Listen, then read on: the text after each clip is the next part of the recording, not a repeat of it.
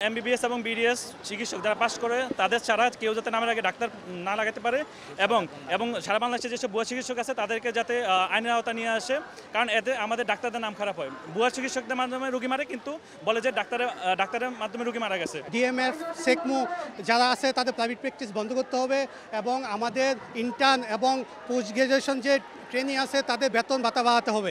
আমরা 5 বছর ধরে পড়ে 1 বছর ইন্টার্নি করে কয়েক হাজার রোগী দেখে যে চিকিৎসাটা দিতে পারি, 6 মাস পরে একটা মানুষ কখনোই সেই চিকিৎসা দিতে পারে না। এই বিএমডিসি হচ্ছে খুনি স্বৈরশাসক হাসিনার একটা অংশ। খুনি স্বৈরশাসক হাসিনা যেমন তার প্রত্যেকটা ইউনিভার্সিটিতে প্রত্যেকটা সেক্টরে এরকম তার লোকদেরকে বসাইছে, এই বিএমডিসিতেও তারাই বসছে।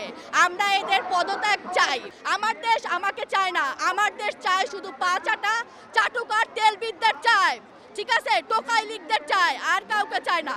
এটা শুধু আওয়ামী লীগ বিএনপি বলে বলতেছি না, জামাত ইসলাম বলতেছি না, যে কোনো দলই আসুক তারা নিজেদের স্বার্থ চায়, মেধাবীদের তারা মূল্যায়ন চায় না।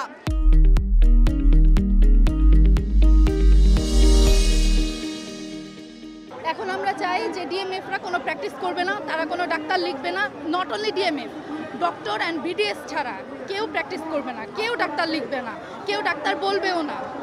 ফার্মেসির দোকানদাররাও বলতে থাকে আমি অমুক ডাক্তার তমুক ডাক্তার, তারা ফার্মেসির দোকানদার, তারা ডাক্তার না। যারা 6 মাস কোর্স করে প্যারামেডিক্যাল, তারা যদি ডাক্তার হয় এই দেশের অবস্থা, স্বাস্থ্য ব্যবস্থা কি হবে? আমার আপনার বাবা মা তারা কাদের কাছে চিকিৎসা নেবে? আমাদের পুরো ডাক্তার কমিউনিটি আজ এক ছাতার নিচে আসছে। এইটা কোনো রাজনৈতিক আন্দোলন না, এইটা কোনোভাবে অন্য, এটা অধিকারের দাবিতে আজকে এখানে আসছে। এটাকে কোনো রাজনৈতিক তকমা দিয়ে বন্ধ করা যাবে না। বাংলাদেশের রাজনীতি এমন একটা ফ্যাসিস্টবাদী রাজনীতি এমন একটা পর্যায়ে গেছিল, ছাত্রদের নিরাপত্তা নিশ্চিত ছিল না। আমরা সকল ছাত্র সেই নিরাপত্তা নিশ্চিত করেছি। আজকে আমরা একটাই দাবি নিয়ে এসেছি, মেডিকেল কলেজ সংস্করণ চাই, একটাই চাই। আমি আমার মেডিকেল ছাত্রের মেডিকেল এমবিবিএস এই ডক্টর মধ্যে কাউকে দেবো না। শুধুমাত্র এমবিবিএস এবং বিডিএস ডিগ্রিধারীরাই নাম পাবে। এই সাদা এপ্রন শুধু আমরাই পড়বো। আমাদের দেশে ডাক্তার তৈরি করা হচ্ছে, কিন্তু ডাক্তারদের যে অক্সিলারি, যে অ্যাসিস্ট্যান্ট, টেকনোলজিস্ট অথবা নার্স, সে ব্যাপারে আসলে আমাদের দুর্বলতা রয়ে গিয়েছে। আসলে একটা সার্ভিস দিতে চাইলে শুধুমাত্র ডাক্তার দিয়ে সম্ভব না। আজকে উন্নত বিশ্বে ডাক্তারদের সাথে নার্স, অ্যাসিস্ট্যান্ট, টেকনোলজিস্ট তাদের একটা বড় ভূমিকা আছে। আমাদের দেশের সমস্যা হচ্ছে যারা প্যারামেডিক্যাল বা যারা টেকনোলজিতে পড়াশোনা করতেছেন তারা আসলে নিজেদেরকে ডাক্তার হিসেবে পরিচয় দিতে পছন্দ করেন।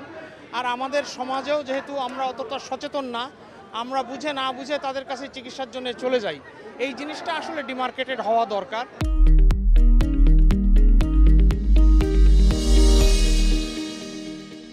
বাংলাদেশের স্বাস্থ্য ব্যবস্থা দীর্ঘ সময় ধরে রাজনৈতিক এবং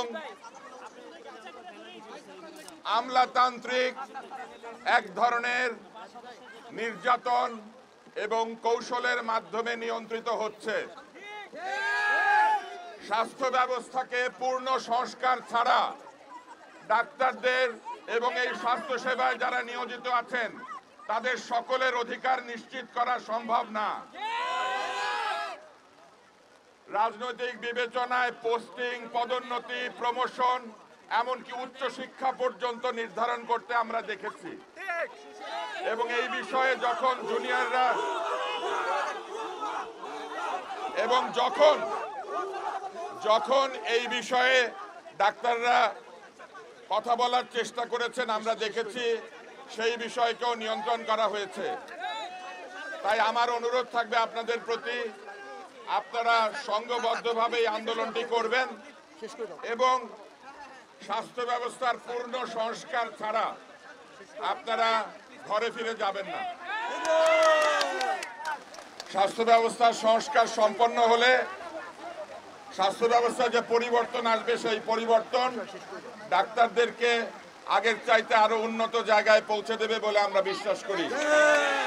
আমার ধারণা বাংলাদেশের সকল চিকিৎসকই আপনাদের এই যৌক্তিক দাবি দেওয়ার সঙ্গে একমত পোষণ করেন।